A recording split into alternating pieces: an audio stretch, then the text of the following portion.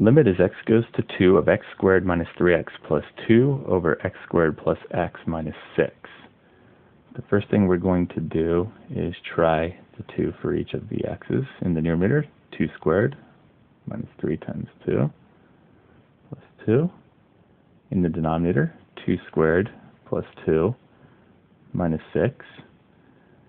2 squared is 4. Negative 3 times 2 is negative 6 plus 2.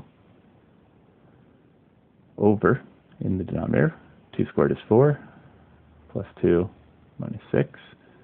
In the numerator, 4 minus 6 is negative 2 plus 2 is a 0. In the denominator, 4 plus 2 is a 6 minus a 6, which is a 0. We have the 0 over 0 indeterminate form.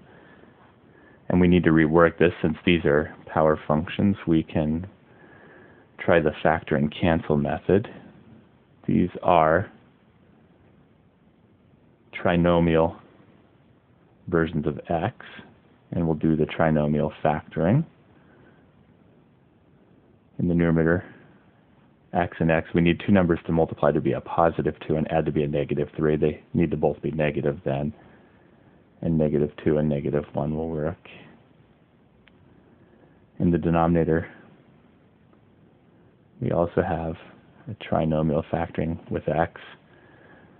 We need two numbers that multiply to be a negative 6 and add to be a positive 1.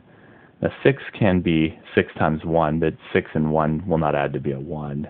But 6 can also be 2 times 3, and 2 times 3 does make a 6 and can add to be a 1 as long as the 3 is positive and the 2 is negative. So we'll have an x minus 2 and an x plus 3. At this point, we can see what is making 0 over 0. It would be the x minus 2 in the numerator and denominator, and nicely we can cancel those out.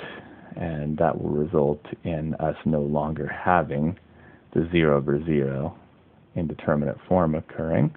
We can now plug the 2 in for each of the x's, and we have 2 minus 1 over 2 plus 3.